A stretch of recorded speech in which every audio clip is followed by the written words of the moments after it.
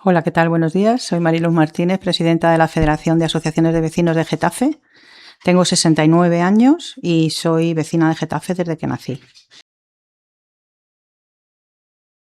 Pues la vida en Getafe tenía muchas industrias y como se establecieron en Getafe por los dos cuarteles que teníamos del ejército y un montón de viviendas del ejército que teníamos que abastecer a esa población, pues la población, aunque se instaló en Perales del Río, se vino a Getafe, toda la población y toda la migración de los pueblos, porque aquí había mucho trabajo por las empresas, y entonces se empezaron a hacer un montón de viviendas de protección oficial, primero para militares y luego para personas con poca capacidad.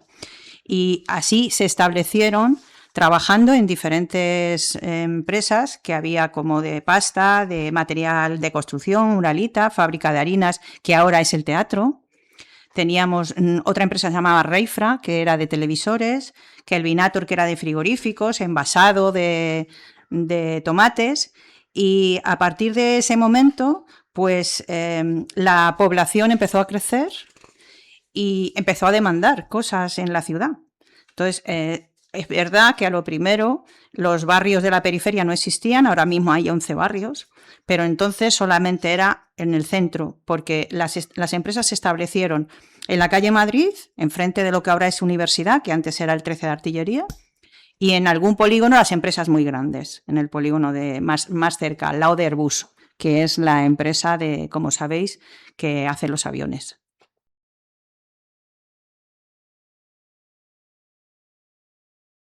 Pues mira, en principio, y te estoy hablando de los años 50, la mujer no podíamos ni comprar un coche, ni comprar una casa, ni abrir una cuenta bancaria, ni votar, porque éramos mayores de edad a los 21 años.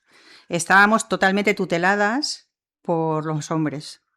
Entonces, a partir de que muchas mujeres, con esta represión que tenían los maridos, que eran obreros en esas fábricas que hemos comentado anteriormente, y no les dejaban movilizarse, las mujeres se movilizaron reuniéndose para coser o para tomar un café, y en ese momento hacer panfletos de reivindicación de todos sus derechos como mujeres, como familias, de sus maridos, lo que necesitaban en las fábricas, del horario laboral, todas esas cosas las hicieron las mujeres.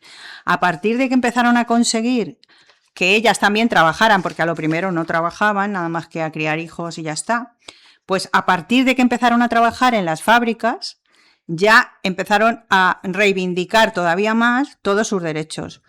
Pero tenían que combatir todo el tema de sus necesidades básicas como mujer.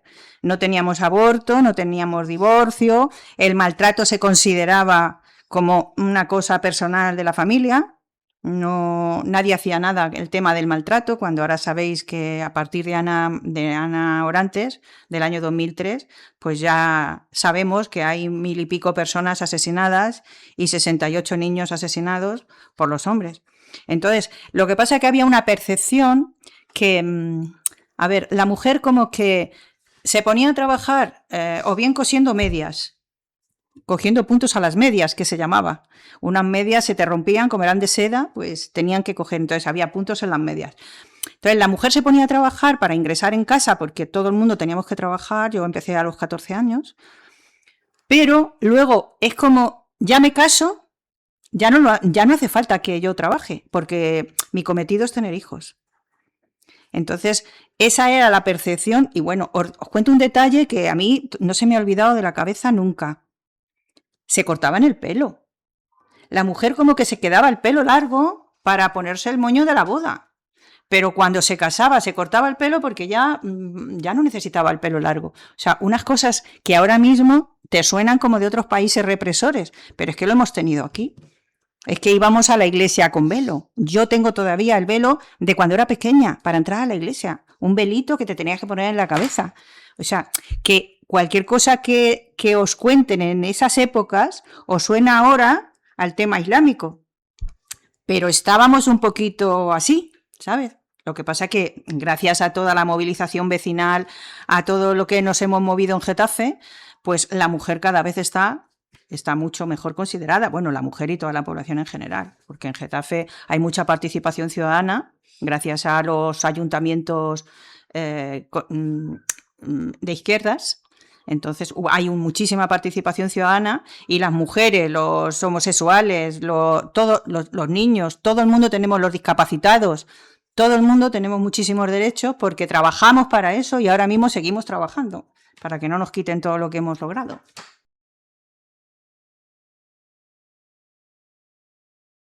Pues mira, precisamente con toda la demanda que existía en Getafe, que en los inicios, os he contado antes, que empezó en Perales, pero entonces en esa época eran caminos, no estaban las calles asfaltadas, no había agua dentro de los pisos, tenían que ir a las fuentes, como estamos viendo en algunos pueblos.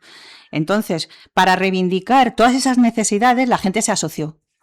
Entonces aparecieron asociaciones en todos los barrios para pedir todas las demandas que necesitaban.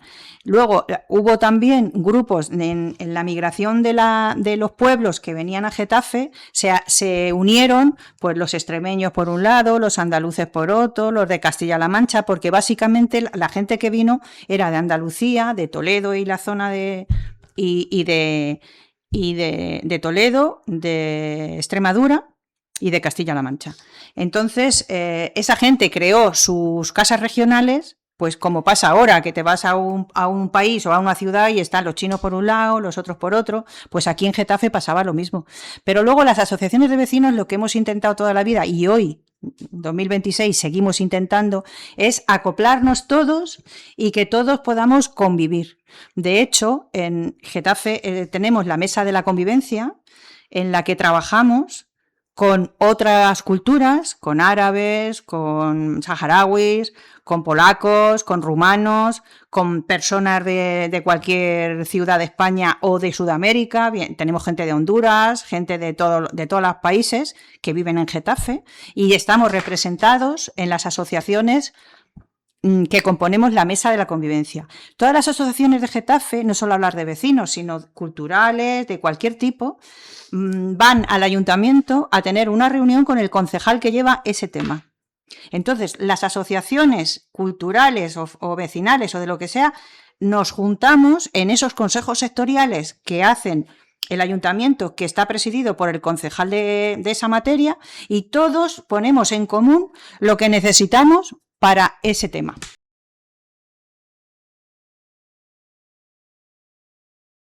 Mi relación con el franquismo era complicada porque lo que yo vivía en mi entorno era represión por todas partes, pero en mi familia no había una implicación explícita contra Franco porque se sabía la represión que había a los homosexuales, a los que reivindicaban, a las fábricas. Había tanta represión que, gracias a Dios, y yo lo entiendo así, en mi familia no hubo una implicación directa a gente, aunque en mi familia somos la mitad de izquierdas y la mitad de derechas, porque mi padre era de derechas y mi madre de izquierdas, cosa un poco extraña.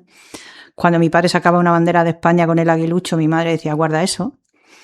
Pero no he vivido dentro de mi casa, no he vivido represión. Sin embargo, de adulta, pues sí que ahora mismo conozco perfectamente cuál de mis hermanos vota al PP y cuál de mis hermanos vota al PSOE.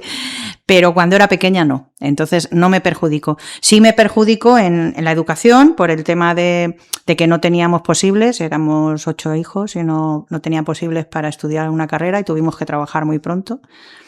Y bueno, mis hermanas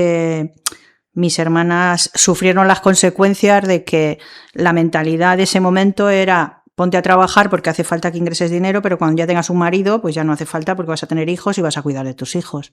Entonces, cuando te cases, pues ya córtate el pelo y ponte a criar niños y deja de trabajar. Y todas dejaron de trabajar cuando se casaron.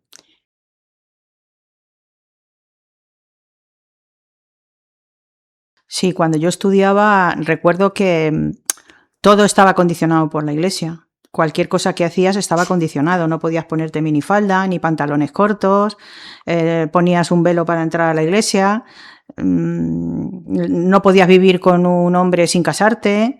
la que se quedaba embarazada, porque eso hay que decirlo, de toda la vida, las abuelas y las bisabuelas también se quedaron embarazadas de solteras.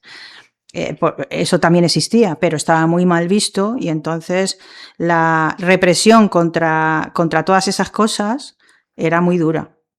Para los homosexuales también era muy duro. Sobre todo los homosexuales que tenían, pues lo que ahora decimos amanerados, ¿no? Afeminados.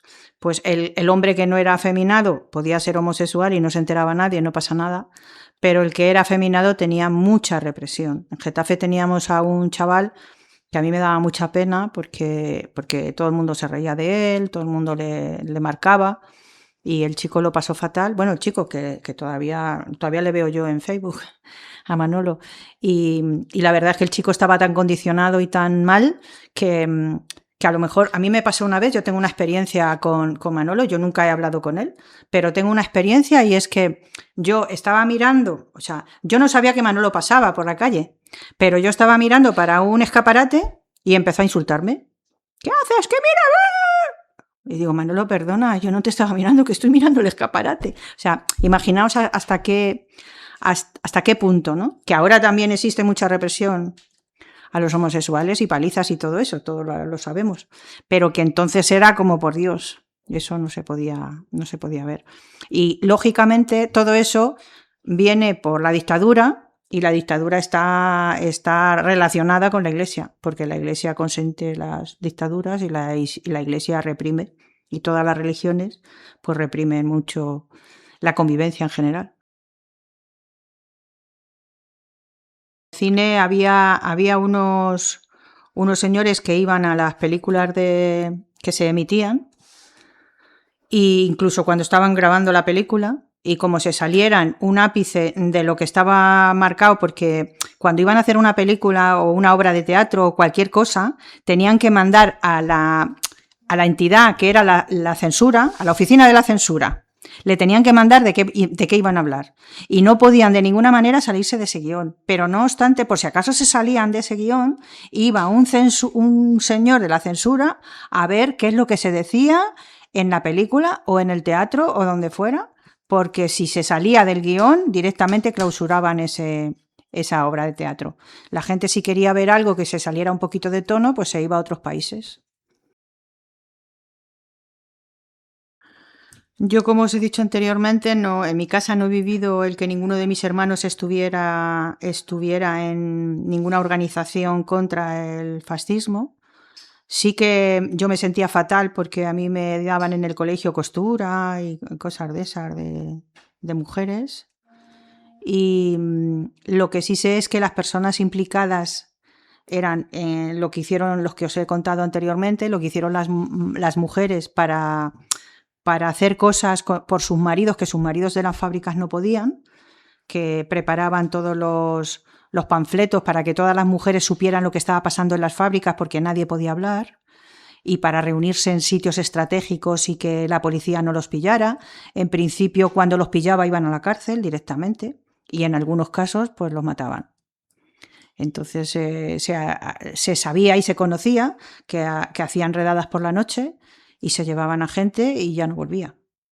Incluso algunas de las mujeres que han contado, hemos tenido reuniones en el Espacio Mercado con mujeres de estas mayores que tienen ahora mismo 85, 90 años, y las mujeres contaban que vivían esta situación de los hombres en las empresas y ellas luchando en los cafés y en las charlas de costura, y algunos los habían matado. Algunas están viudas porque en esa época los más líderes de los grupos que se juntaban se los llevaron y los mataron y están viudas desde entonces.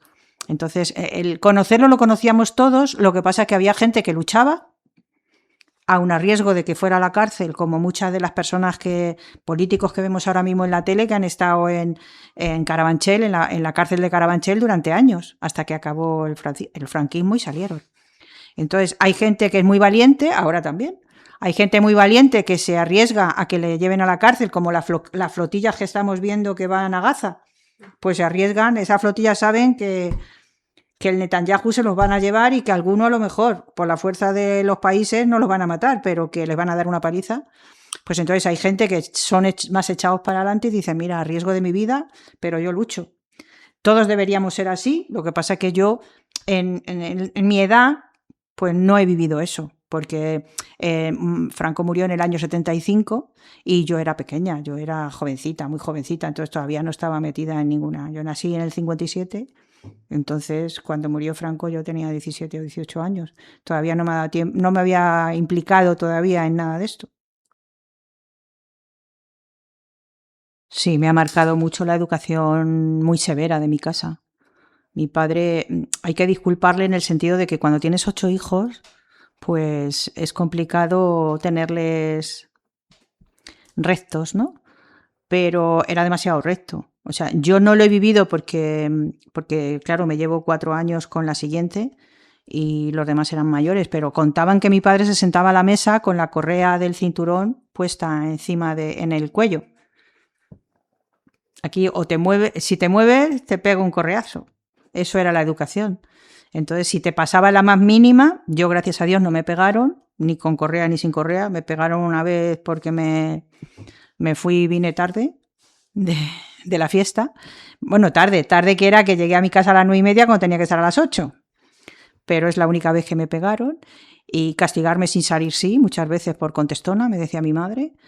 Pero la represión esa es muy dura cuando la vives porque cuando eres un poco rebelde, pues quieres otras cosas. Y yo no tenía televisión en mi casa, que yo la televisión que entró en mi casa se la compré yo a mis padres cuando llegaba con mi primer trabajo, a los 17 años o 18, entró la primera tele en mi casa. Pero bueno, teníamos unos amigos en el cuartel del 13 de artillería, donde está la universidad. Pues arriba, en uno de los edificios que todavía existen, vivía una familia, que ahí vivían las familias de los militares, y nos dejaban que fuéramos allí a ver la tele. Entonces íbamos todos los días a ver películas o a ver algún programa, a ver las noticias. Y sería eso de donde yo, en esos ratos de ver la tele, donde a mí se me quedaron cosas que salieran en la tele, que desde luego si vivía Franco, no sé, sería muy light, pero ahí digo, ¿por qué no vivimos nosotros eso? Y supongo que de ahí viene mi rebeldía de querer otra cosa. Y en lo que leía. En el año 50 y 60 llegaron más migrantes interiores, no vinieron de fuera. En el año 50 lo que venían eran los migrantes de Extremadura, de Andalucía, de todo esto que venían a trabajar. La migración de fuera empezó ya en los años 80 o 90. Vinieron ya los migrantes de otros países. Y ahora sí, en los migrantes de otros países, como hay tanta xenofobia y tantos delitos de odio como hay aquí, que hay mucho odio, pues intentamos frenar todo eso y transmitir a la sociedad que todos nos necesitamos, que nos enriquecemos con otras culturas y con otras. Lo que pasa que, bueno, el sentir de mucha gente de me están quitando el trabajo, me están quitando, pero nosotros decimos, ¿te están quitando el trabajo? O sea, ¿te está quitando el trabajo una persona sin formación? ¿Qué formación tienes tú? Si tú eres un arquitecto, una persona sin formación te va a quitar o sea, unas incoherencias muy extrañas que tienen con las personas de otros países. O como en el caso de las personas que son negras, que dicen, como es negra no eres de aquí. Tú eres africana, perdona, pero si yo he nacido aquí, pero ya eres negra, ya no eres de aquí. O sea, eso es decir, pero bueno, ¿de qué vas? ¿Tienes que pedir el DNI a las personas para saber si son de aquí o no? No, olvídate, somos todos iguales. Y estamos luchando siempre con eso. Pues mira, yo tengo la sensación, yo como mujer y con la edad que tengo la sensación que tuvimos un destape total cuando murió Franco. Todo estaba permitido, no había ningún problema de nada y la gente se lo pasaba muy bien y los hippies y bueno, aquello fue maravilloso. Pero yo tengo la sensación de que hoy en día estamos retrocediendo en derechos, o sea, a mí lo que me sorprende muchísimo cuando yo veo la tele y escucho a chicos de vuestras edades decir que tendríamos que estar más reprimidos, que lo que hace falta es mano dura, que el franquismo fue una cosa muy buena. Y cuando yo escucho eso en gente de vuestras edades, yo me asusto porque digo, pero estos chicos no están en el mundo, estos chicos no saben lo que es una dictadura, estos chicos no saben lo que la religión oprimió y la dictadura oprimió a las personas que no nos dejaban hacer nada. Y si hacías algo, ya sabes que o te encarcelaban o te pegaban una paliza, en Madrid, en la Dirección General de Seguridad. Y ahora, pues yo sí que estoy un poco asustada, porque la idea de que con el franquismo se vivía mejor está instaurada en la juventud. Y si la juventud va a permitir unas barbaridades como las que sufrimos, pues la verdad es que no sabemos dónde vamos a llegar a parar, como no se frene esto.